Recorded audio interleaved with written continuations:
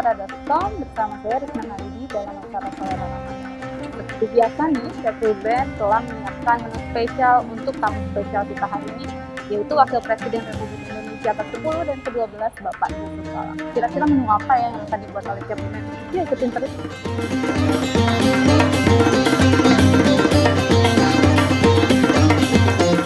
Hai netizen, jumpa kembali dengan saya, Chef Ruben di Selera Ramadan.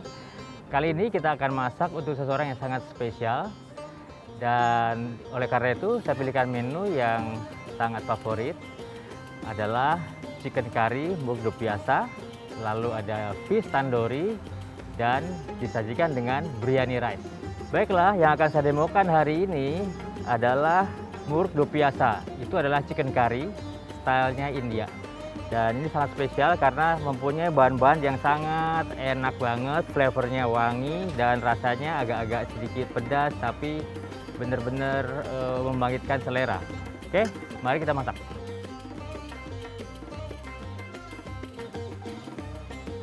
Oke, panaskan wajan atau panci. Setuang minyak kira-kira agak banyak, 150 ml. Kita akan tumis bawang bombay 3 sendok. Apinya medium atau sedang.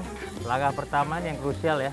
Jadi yang membuat beda kari Indian curry dengan kari-kari yang lain, itu kita harus menumis bawang bombaynya itu pelan-pelan dan agak lama supaya dia terkaramelisasi dan wanginya tuh keluarnya akan beda. Nggak boleh buru-buru. Oke, saya masukkan paste daripada jahe dan bawang bombay, bawang putih. Oke, saya masukkan tomat, bahan-bahan keringnya, curry powder, garam masala, cumin, koriander, chili biar agak pedas, powder, kapulaga.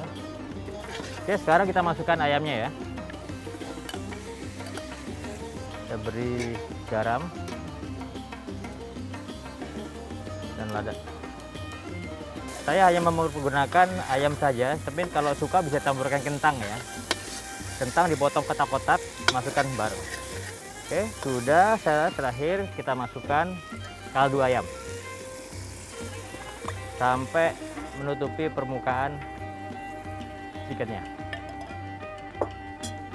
Lalu kita simmer sampai dia matang. Untuk biar aromanya lebih enak lagi, lebih wangi, saya masukkan daun koriander atau daun ketumbar. Kita tunggu sampai dia hampir matang, baru kita masukkan nanti almond powdernya. Oke, terlihat sudah hampir matang. Saya masukkan almond powdernya ya. Jadi kita tidak usah menambahkan krim atau santan, kita pakai almond powder. Saya masukkan semuanya saja. Dan aromanya juga sudah pas banget ini. Kita matikan. Siap disajikan. Oke, sekarang saya sudah berada di dalam restoran. Saya mau plating dulu.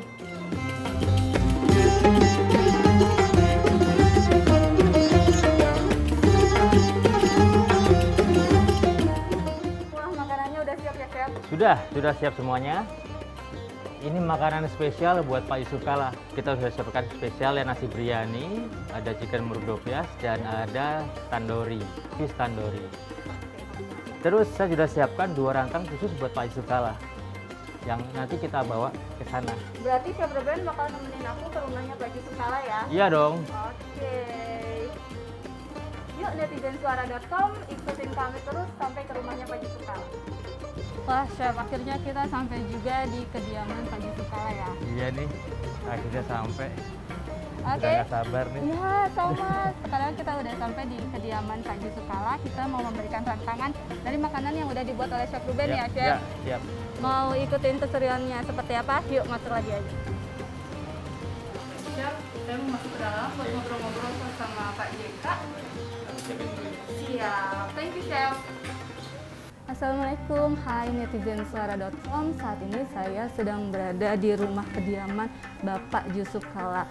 Selamat siang Pak Yusuf Kala. Selamat siang. Pak JK, kalau boleh cerita apa sih kesibukannya saat ini Pak? Ya, seperti tadi Anda bilang, saya ketua PMI jual masjid. 2. Di samping itu banyak kegiatan-kegiatan sosial. Jadi saya ini hidup saya 3 tahap. Pertama ya setelah sekolah ya, bisnis 35 tahun. Setelah itu masuk politik dan pemerintahan 15 tahun. Baru sekarang masuk sosial. Jadi ya PMI dan DMI. Jadi sekarang ya hampir seluruh kesibukan itulah PMI melihat keadaan sosial dan bagaimana bencana itu juga tiap minggu minimum 3 hari saya ke kantor. DMI ya sekali ya juga sama. Sekarang kan Ramadan kedua di masa-masa pandemi Pak ya. Ya. Ramadan kedua, Bapak sendiri bisa cerita nggak sih Pak perbedaan antara Ramadan tahun lalu saat itu krisis-krisisnya dan saat ini Pak? Ramadan tahun lalu kan akhir April ya, Mei. Tentu tahu semua itu penularan COVID itu sangat gencar. Karena itu kita mulai dengan pembatasan, termasuk masjid kita tidak salat Jumat lagi dan kemudian tidak tarawih di masjid. Tapi sekarang ini alhamdulillah walaupun juga masih tumbuh positif itu masih naik, tapi sudah masyarakat juga sudah mulai sadar sehingga bisa melaksanakan 3 hal itu, jaga jarak, cuci tangan dan kemudian juga lainnya yang penting. Pak Yusuf Kalla ini boleh nggak Pak bagikan tips kebugaran Pak Yusuf Kalla di tengah pandemi seperti sekarang? Ya dalam situasi pandemi ini pertama kita harus hidup bersih memang ya. Menjaga protokol kesehatan itu sangat penting. Kedua tetap bergerak, olahraga dan sebagainya. Jadi saya tetap ke luar daerah, malah ke luar negeri, tiap minggu harus tetap olahraga.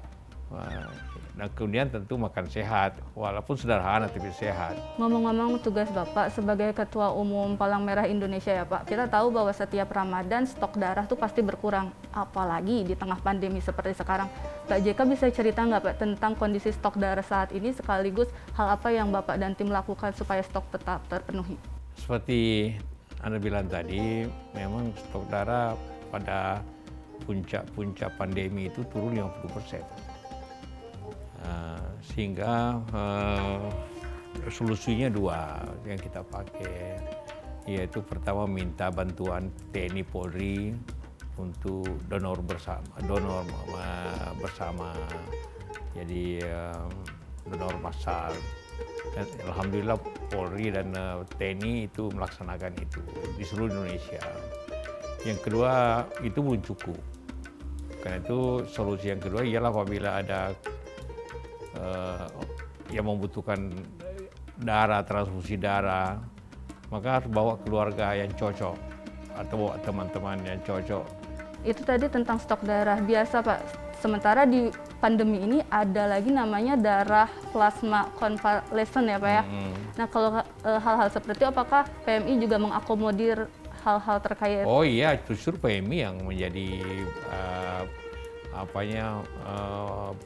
pelaksana utamanya, karena memang di situ profesi dan keahlian tenaga-tenaga PMI, yaitu karena itu termasuk dalam donor darah, tapi hanya plasmanya, dan itu mesti alat khusus. Kemudian PMI mempunyai alat itu 60 di seluruh Indonesia, jadi kita bisa melaksanakan plasma konvalesen itu, dan itu cuma yang masalah itu ya yang mendonorkan itu orang yang baru terkena COVID itu, jadi penyintas. Itu pun banyak syaratnya, sehat, kemudian juga sepertinya kalau perempuan tidak berhamil contohnya ya, tidak punya sejarah tentang gula darah atau apa namanya.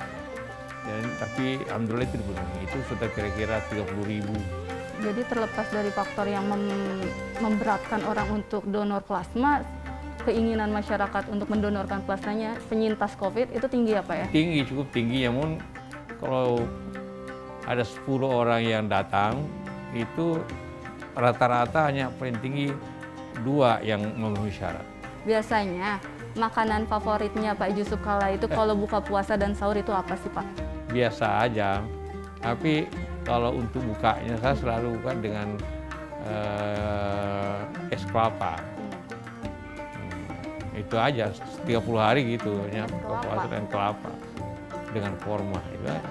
Pak, terakhir harapannya di Ramadan saat ini di tengah pandemi juga ada kebangkitan bahwa oh kayaknya bakalan lebih baik lagi nih karena ada vaksin gitu. Bapak bisa ceritakan harapan Bapak untuk kedepannya Indonesia? Iya tentu kan yang dalam pandemi seperti ini kan yang dilawan penularannya ya, supaya berhenti. Kan ini kan penularan kan, pandemi. Maka semua memahami bahwa yang bisa mengurangi pandemi itu kalau kita ada imun itu lewat vaksinasi. Nah, karena itu 70% atau 80% orang Indonesia harus divaksin baru kita ada daya tahan imunisasi nasional. Mungkin kita bisa keluar, kita lihat rentangannya. Pak, silakan. Oke.